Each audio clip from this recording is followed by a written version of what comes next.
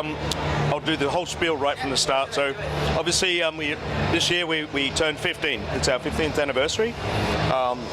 We just opened our 16th office globally down in Austin, Texas, which is focused on business intelligence and product vision and technology. We're now 2,000 employees.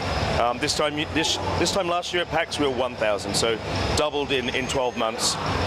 Also just reached 70 million registered users on World of Tanks. So great times for wargaming, and welcome to PAX obviously, and let's talk about Warplanes. World of Warplanes has been in open beta for some time now. We announced at Gamescom just a few weeks ago that we're going to release the product live to retail on September 26th, so very excited about that. And what we're showing off here at PAX is the latest version, which is version 5.1 of World of Warplanes. It's a pretty exciting release for us because it's our last planned beta release before we go to retail on September 26th. And when we go to retail, we'll be introducing the British line of aircraft. So we'll release with 5 nations and over 100 aircraft. Pretty cool. What we've also put into this release is we've added cruise skills, we've added different types of ammunition, we've added modules, different camouflages, the ability to upgrade and progress through the different lines. Jamie's showing you here. You can upgrade all the different parts of your aircraft, which is really cool because this is one of the better parts of World of Tanks that we really enjoyed, is this customization and progression. So we're super excited. We've got all different camo and nose art that you can put on the planes. It's super cool.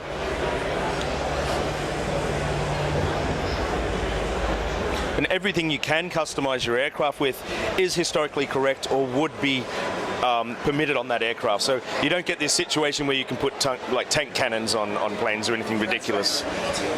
Yeah, well, wargaming is really, we're really known for that historical accuracy, and a lot of our players are super hardcore military enthusiasts, and really, yeah. And if we get it wrong, they tell us, and we listen, and we also employ military specialists. We have 3 or 4 within the company. Yeah, absolutely. We try and get that right. So. Absolutely doing that in Warplanes as well, and continuing the tradition from tanks. That applies to flight models and the stats of the planes as well. Yeah, we try and get them as close as we can to historically accurate, but we will not let that ruin the gameplay in any way. So we're always balancing between that sim action arcade to make sure it just plays well. Because what we want is fast, great dogfighting and aerial combat. So that's number one. Online game right now? Yeah, we are. So this is the open beta. One of the things that we're introducing here is during the loading screens, we're actually showing hints on how to dogfight, because we consulted with experts and researched this heavily when we made the game. Different tactics. We built the game so that you can use those tactics. In fact, you need to use those tactics and learn how to shoot and dogfight. Is he going to initiate God mode and just kill everyone? No, you're going to see her probably hit the hard deck very, very quickly. Jamie's a pro. She's playing against the guys out on the floor. Oh, wow. She's also playing against the open beta players, and some of those guys have been around for a long time. Awesome. So she might well come up against it or have a bit of success. Okay, let's see this. So, I started off by just showing the maps. Oh, okay, sure. I don't have a grade. so this is using our proprietary Big World engine that when we acquired Big World. This is a more recent version, so we've got an updated renderer on this, which looks amazing. So the game looks fantastic. So you can see the enemies. There's 2 sort of main ways here. You can take out the enemy's defenses, sort of capture the flag style gameplay, or you can eradicate the enemy by destroying them, dogfighting. Yeah. So it's a couple of layers of strategy here. You can sort of stick to the hard deck, or you can be up high, praying, waiting for the ground attacks, and that works well with the 3 classes that we're showing off here. The single engine fighter, which is really agile, not as much firepower. Then you've got the big heavy fighters that are a little bit slower, but wow, they're like flying fortresses. If you're in front of those guys, they'll take you out quick. And then you've got your the fighters that can go in and engage and use rockets and bombs to come in and take out ground attacks. So totally different style of gameplay as tanks. We're after a lot more high energy, fast paced action, and we've built the game just for that. How do you find the teamwork works? Is it better to people chatting voice or?